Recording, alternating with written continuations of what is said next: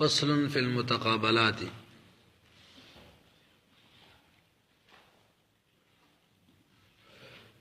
نعني بها الظاهر والنص والمفسر والمحكم مع ما يقابلها من الخفي والمشكل والمجمل والمتشابه. فالظاهر اسم لكل كلام ظهر المراد به للسامع بنفس السماع من غير تأمل، والنص ما سيق الكلام لأجله ومثاله.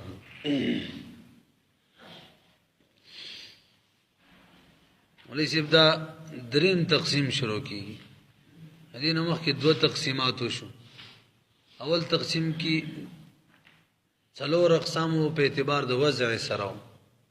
درې فصل کی داغه بیان کړي او استاد سوچو ته اول کې حقیقت خاص او عام ذکر شوی او دویم کې مشترک او دویم کې مطلق او مقید او دریم کې مشترک او مؤول ذکر شوی. به دویم تقسیم په اعتبار د استعمال سره هغه څلور اقسام وایم په درې فصل کې ذکر کړي. اول فصل کې د حقیقت او مجاز بیان او به اور پس دویم فصل چې د کتاب 15 فصلو هغه د استعاره بیان او به دریم فصل چې کتاب شپږم فصل ولته د صریح او کنایه بیان دا ووم فصل دی.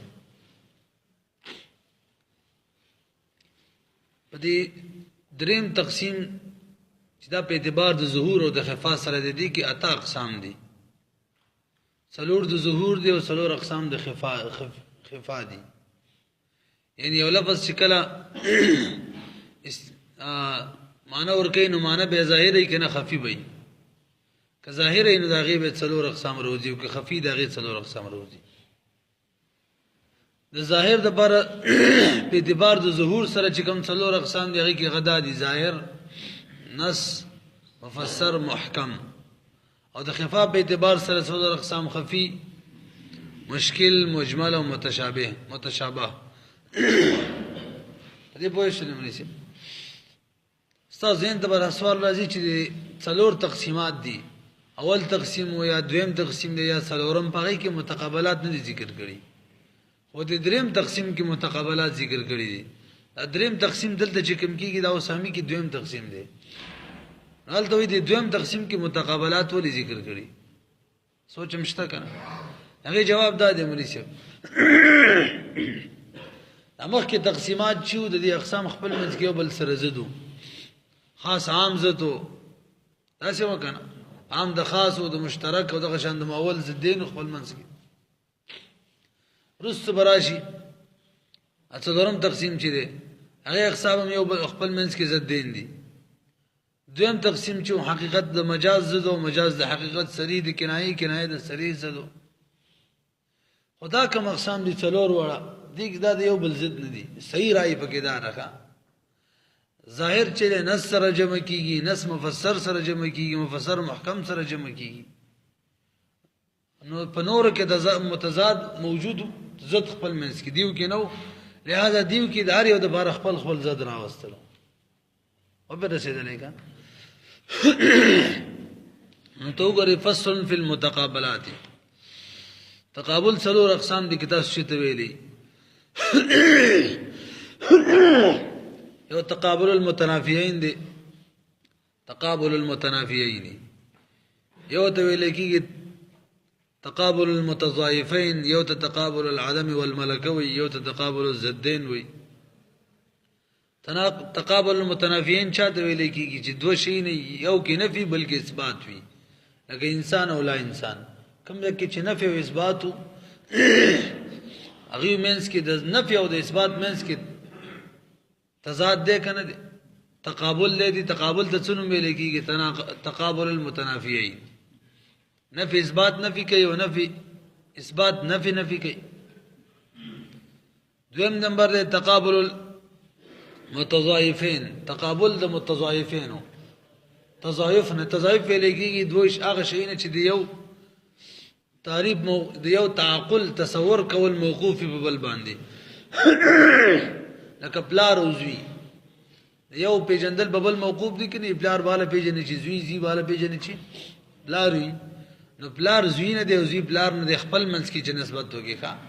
که نه؟ زوی زوی هم کېدی شي پلار هم کېدی شي د بل چا پلار وي خپل منځ کې جواله نزوی چې زوی شنو پلار نه دی او پلار شنو زوی نه دی دې ته ویل کېږي تقابل المتضاعفین او دریم نمبر دی تقابل العدم والملکه یو کې آدم پروت یو بل کې ملکه وي لکه حرکت کې ملکه ده وس سکون چاته ویل کېږي نه حرکت تاغي کې وس آدم دی او یو ته ویل کېږي تقابل الضدین چې دوا امران وي دوا شیئون وي شیئین وي داسې شیئین چې په یو وخت کې د یو جهت نه په یو محل کې نه جمع کېږي یو وخت کې یو جهت نه په یو محل کې نه جمع کېږي لکه تور او سپین نانی بها الظاهره منقص کو په دې متقابلات سره د ظاهر والنص والمفسر والمحكمه مع ما يقابلها سرد اغه چانه چاغه دي مقابل دي ما سرد اغه چانه يقابلها چې دي دې تیر شو مقابل دي من بیان کوي خفي مشکل چا څوک دي خفي دي مشکل له مجمل له متشابه دي فالظاهر وليس من سبق شروع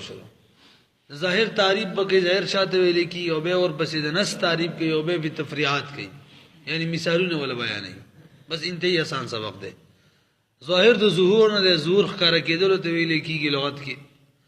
ظاهر چاته ویل کیږي كل كلام ظهر المراد به للسامع بنفس الصيغه دا هرغه کلام ته ویل کیږي چې مراد د هغه ظاهر وي سامع ته سامع چې څنګه د هغه اغلو کلام واوري مراد ظاهريږي څنګه ظاهريږي بنفس الصيغه وجه حسن مولونه الاول او اول ذکر کو خدا صحیح ده کنه مولشه نو څلور دي ظاهر نص مفسر محکم دي منس کې وجه حسن کچری دی یو لفظ نه معنی ظاهر او نه خالی بنوي یا ور تعویل احتمال لري یا ور تعویل احتمال نه لري کچری د تعویل احتمال نه لري کچری د تعویل احتمال لري نو دوه صورتې دي کني لري دوه صورتې دي کچری د تعویل احتمال لري نو یا به د ظهور په کې د نفس صيغه د وجه راغلي نو دا ظاهر دی او که د نفس صيغه د وجه نه راغلی نو به نص دی او که احتمال تعویل نه لري احتمال د نسخ ولري یا به نه لري که احتمال د نسخ لري نو به مفسر دی او کني لري نو به محکم دی وای نه شولې بي کچری معنی ظاهر وا احتمال و تعویل لري یا به نه لري که احتمال د تعویل لري دا ظهور به کې د نفس صيغه د وجه نه راغلي ظاهر دی یا به د نفس صيغه د وجه نه راغلي سوق د وجه نه راغلي چا به چلولې کلام د غیر بارا به تنسو لیکي او احتمال د تعویل لري نو دوه صورت دي نسخ احتمال به کیوي یا بنوي که احتمال د نسخ به کیوي مفسر دی او کنه وینو محکم دی وس راځي تعریف له نظائر په تعریف کې دراج زادي کل کلام هر کلام ته ویل کیږي او جز ظهر المراد به للسامع چې سامع ته مراد ظاهر وي څنګه چې کلام ذکر شي سامع ته مراد ظاهر وي دوا جز دریم جز بنفس السماع نفس السماع نفس صيغه چې واوریدل صيغه د وجنه معنی ظاهريږي ظهور معنی کې بل چاته نه محتاج بس چې صيغه ذکر شي معنی ظاهري مثال روان دی ازم کړو وګورئ فالظاهر ظاهر چې اسم لكل كلام دا نوم د هرغه کلام دی منطقین کلو بتعریفاتو کې نه منی کا ظهر المراد به چې ظاهر مراد به بدغه کلام باندې للسامع سامع ته بنفس السماع بنفس السماع بنفس السماع دواړه صحیح دي بنفس اوردل سره بمجرد صيغه سره من غیر تعمل تعمل ته کې حاجت نوي والنص ما سيق الكلام دویم نمبر مولوی صاحب نص تعریف کې ماته ویلو ظاهر تعریف هم کې نص هم کې به مثالونه مشترک بیانې نص لغت کې منسا نه ده کان منسة العروس اکم محل معنی چې ناوی ناس هغه ته منسة العروس وي اجلوګا د ناوی چی ام ظاهری خلکو ته کنه نص هم ظاهری کده ظاهر نم ډیر ظاهری پدې بیګی کنه هغه د بد ناوی کوم ځکه ناسي شادي حالو کې خپل ځای دلهنم یو ځای کې ناستې که نه دلها یو ځای کې ناستې بهرحال دلها خو مونږ ولیدل خو دلهم نه محرومه شو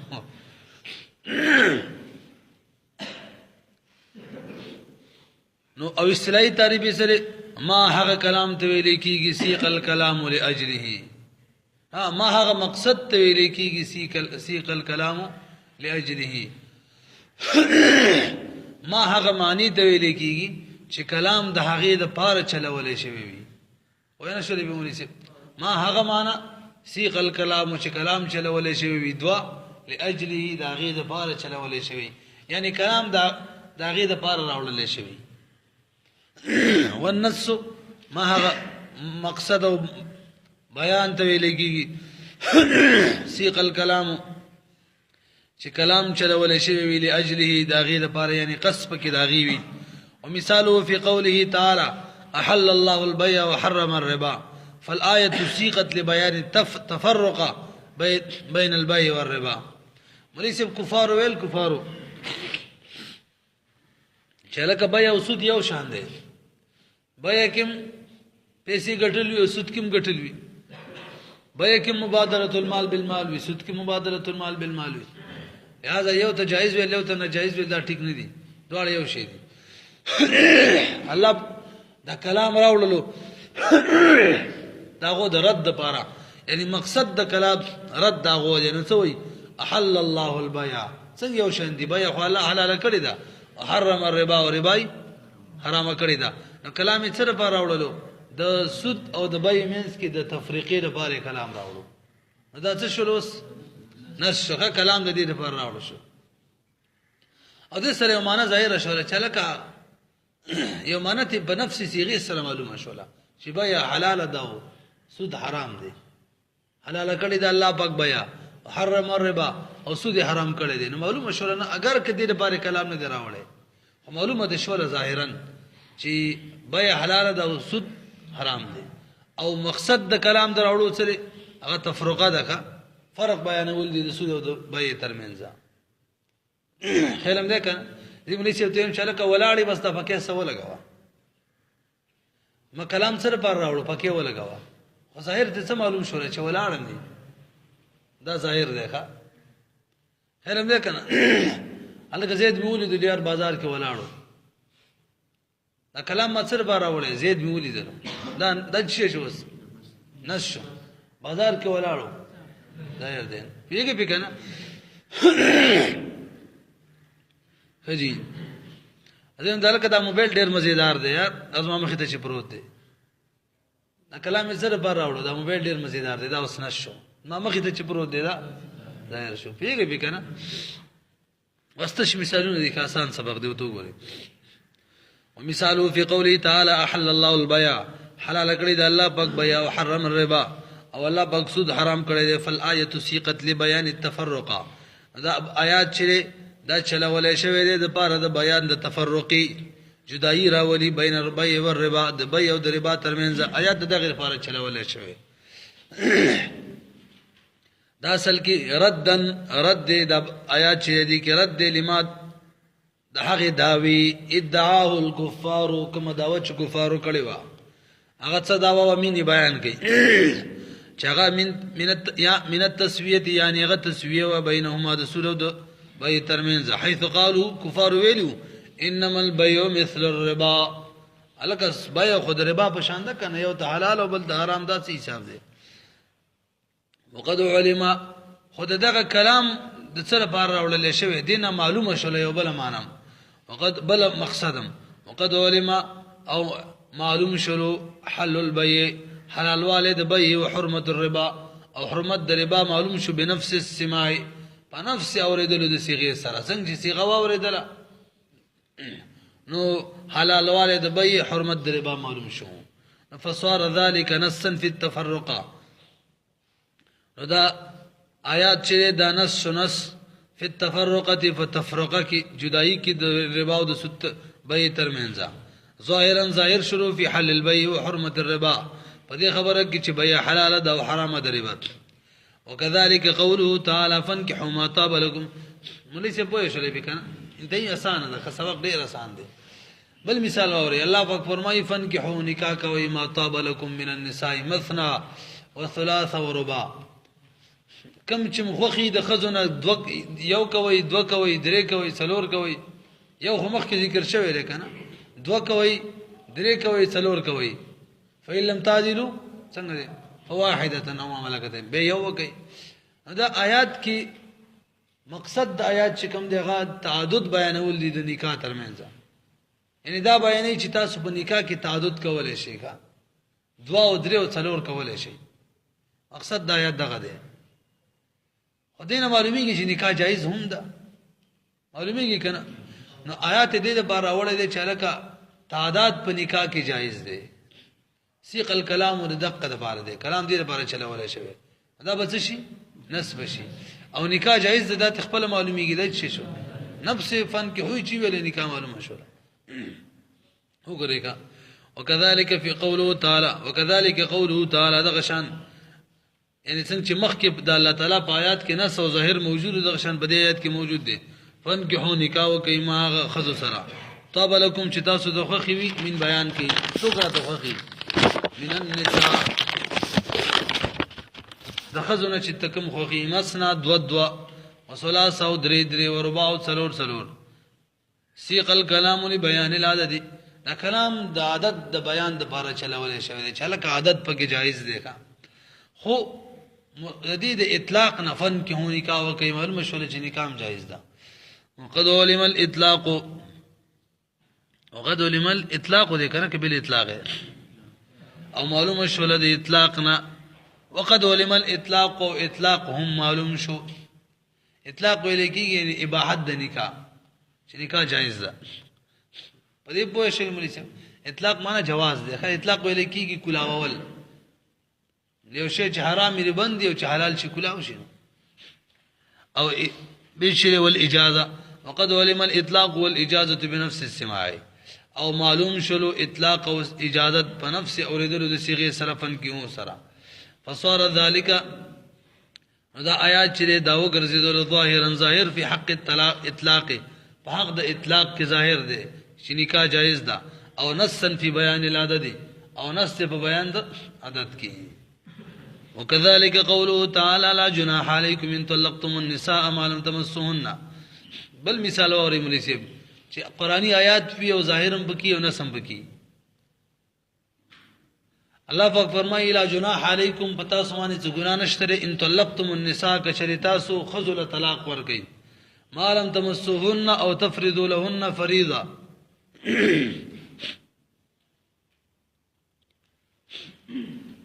خجي په دې آیات کې مقصد د آیات دار چې کوم خذله مہر نه مقرر شوی او غو سره دخول نه شوی جما ور سره نه شوی قبل الدخول وتطلاق ملاو شي مہر نه مقرر شوی او قبل الدخول وتطلاق ملاو شو ناغله بتصور کو کنه به ورکو پیګه کنه مولوی صاحب نو دې آیات کې داغي حکم بیانېږي چې هغه څنګه د آیات به فنصف ما فرضتم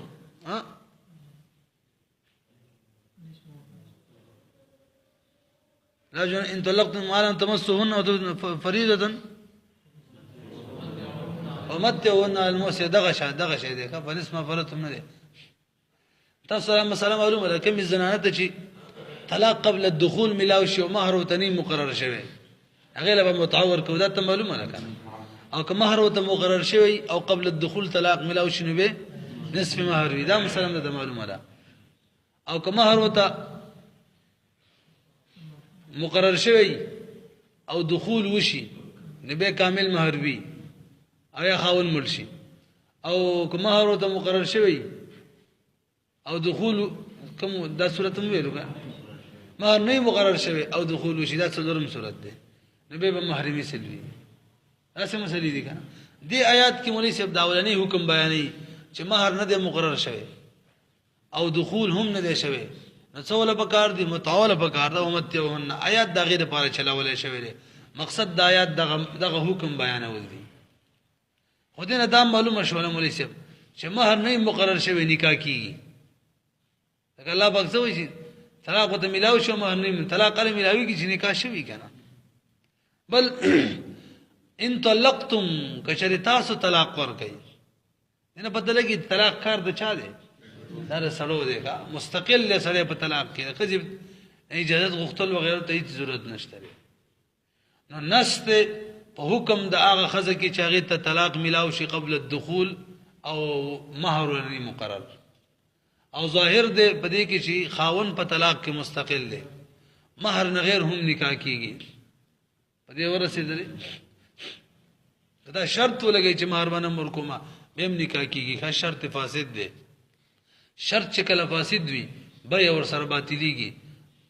او که نکاح کې شرط فاسد ولګي نو به شرط فاسد خپل باطلېږي واجب ان شاء الله به په هدايه نکاح کې وي خدای څه وجه ده وګوره لکشان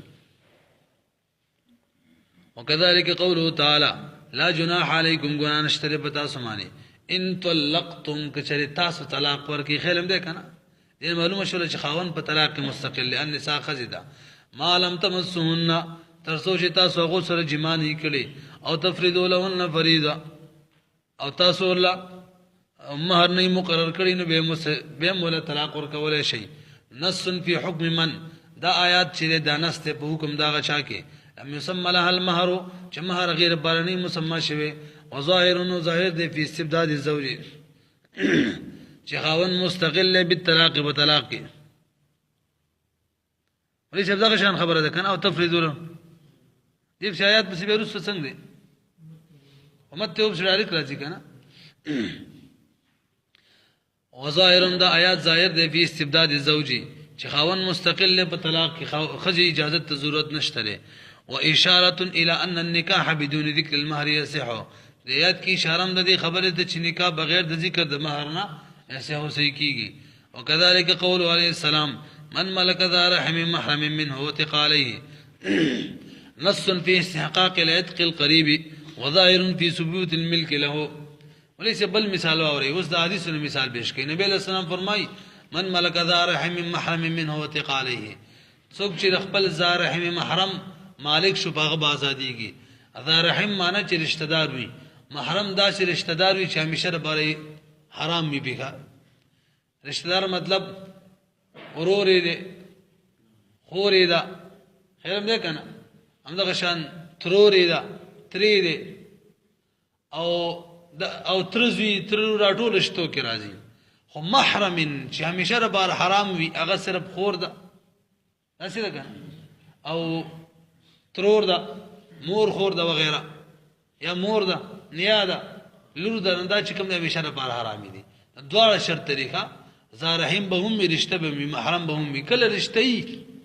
محرم نه هغه کې نه د مراد لکه تر لور او کله رشتہ نه خو محرم وي لکه رضائی خور چې ده هغه نه آزادیږي هغه به آزادیږي چې رشتہ هم وي او همیشه حرام او حرمت ول رشتہ اب آزادیږي دا حدیث نبی له سم دې بار راوړی دی چې چا څوک د زارحم محرم مالک شو آزادیږي پی مقصد ادارې چې آزادیږي پی خو دې کې ظاهر داسې معلومیږي چې د زارحم محرم سره مالک کېده هم شي سوې من مالکا څوک چې مالک شي ناول مالکیږي او ورسته به څه آزادیږي ایو مسله ده ان شاء الله دې دا بنیاد ولې ذکر کړی دلته چې اول مالکیږي دغه امام شافعي سره اختلاف دی او سره مالکیږي نه دا هم د هدايه نکاح کې راځي پیږي کنه ادم ان یو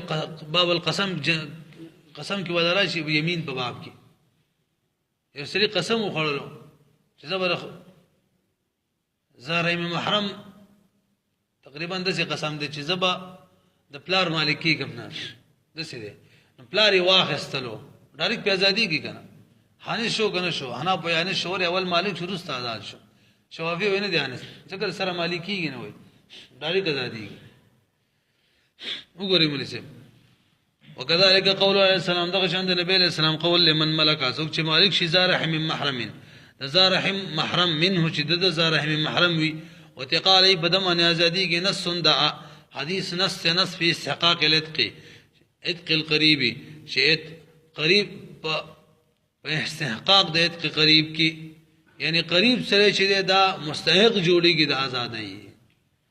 د قریب د اتق د استحقاق وظاهرونو دا حدیث ظاهر دی فی ثبوت الملک پس ملک د ثبوت په ثبوت د ملک له قریب د پارا یعنی د قریب معنی سړي ملک راضی کا حکم الظاهر والنص وجوب العمل بهما عمين كان او خاصين مع احتمال اراده الغير مليش د نص تعریف مو شو د ظاهر تعریف مو شو دا څه ده کنه مثال بیان شو حکم یې وسره حکم بیان نشو دی په حکم کې اصل کې اختلاف دی یو د جمهور رائے ده جمهور یو د بعض خلکو رائے ده مصنف هم په بعضو کې شامل دی بعض خلک وایي د نص او د ظاهر حکم دار چې دی باندې عمل کول واجب دی واجب ظاهر نه چې کوم حکم ثابت شو لکه مخکې د نکاح ثابت شو دا څه وکنه آیات کې او دغه شان د نص نه تعدد د زوجات ثابت شو کنه عمل کول به واجب دی کامر صيغه سره راغلو خو علم په قطعی ناراضي یعنی احتمال پکې به هم وي تعویل او تخصیص احتمال پکې وي راځي کنه یعنی د فرض په شان دی واجب په شان عمل کول په واجب عقیده په ساتل لازم نه ده علم په قطعی ناراضي که چا انکار وکنه کافر کیږي دا ماره خو جمهور علما یو سامي کې دقه قول بهتر کړی دی جمهور علما چې په ظاهر او نص مفسر محکم څلور واړو باندې عمل کول واجب دی او عقیده په ساتل لازم دی علم قطعی فایده کوي انکار که څوک کی کافر کیږي دی دې پیری کنه بهرحال د خپل دغه ماده سوال بعض خلک راي د ذکر کړی دا چې عمل په اعتبار سره وجوب راولي علم په اعتبار سره قطعیت نه راولي حکم الظاهری حکم اصل شی تعریف او حکم دا بیات ساتي دي اصول کې بلکې هر ځای کې تعریف په جندل او حکم په مثال غیر منصرف تعریف سره حکم سره دا اصل شی حکم الظاهری حکم د ظاهر چې له ورنت او د نس وجوب العمل بهما په دواړو باندې عمل کول واجب دي عمل په واجب هم واجبینو عامین کان او خاصین کدا ظاهر عام لفظ عام یو ک لفظ خاص وي نص ک لفظ خاص یو کو عام وي ما احتمال اراده الغير سره د دې نه چې کی اراده د غیر وی ښا او اراده د غیر بچا کی څو قطعیت فایده نه کیاله څو چې قطعیت فایده کوي به اراده د غیر نه وذلك بمنزله المجاز مع الحقيقه د دې نظیر بیانې مريسب څنګه چې یو لفظ نه مجازي معنی اخلي حقيقي معنی احتمال پکې وي کنه وي حقيقي معنی اخلي مجازي معنی احتمال پکې وي دقه شاندام دي ویږي به کظاهر نه کوم معنی والی نه صحیح عمل پاغي معنی واجب دی خو بل معنی احتمال پکې وي تعویل احتمال پکې وي او کام وی تخصیص احتمال پکې وي کظاهر او نص خاص وی نه تعویل احتمال پکې دی کظاهر او نص عام وی نه به پکې تخصیص احتمالي وي ودا صحیح نه د بهر حال دوی ویلا وعلى هذا قلنا اذا اشترى قريبه حتى وثق عليه میرا پدې معنی یو سړي کې قریب واخستلو حدیث ثابت شو لکنه من ملک ذار من محرم ثابت ده شو نه کې یو سړي قریب واخستلو نو واجب العمل دی دا ظاهر دی ظاهر واجب العمل دی چې مالک شو او واجب العمل د چې ازادي کې به ځکه دا نس حکم دی کنه نس دا حدیث نس ته بده خبره کې چې په ازادي کې هم ویل کنه چې نس دا نس حکم دار چې واجب العمل دی یا ازادي کې به ځان سي غلام نشي ساتلې نو په خبره پوه شئ اوس مې کوم خبره وکړه ظاهر حکم سره واجب العمل د نس حکم سره نو د نس حدیث سره بار چلول شوی دا زارای محرم به بسړي ازادي کی کوای خستلو شران د اجازه نشته چې غلامي پریدي بلکې ازادي کی به دا ازادي یو کنه ازادي وعلى هذا قلنا بنا بدی من من وایو اذا اشترى قریب او کله چې سره خپل قریب واخلي حتى وثق عليه تر دې هغه ازادي کی يكون هو موثقا تر دې چې دا مشتری به موثق حسابيږي او دا سړی به موثق وي ويكون الولاء له او دا ولا چې د مولوی صاحب دا هم د مشتری لپاره یعنی کدا مړ شلو او د سړي ته کوم میراث ملاو شو هغه نه سیوا نور څوک د میراث ولا نو وارثان نو موجود اب ان شاء الله سراجي کی وي نغه بقيه بم داوري د مولا له طاقت د وجنا وانما يظهروا بس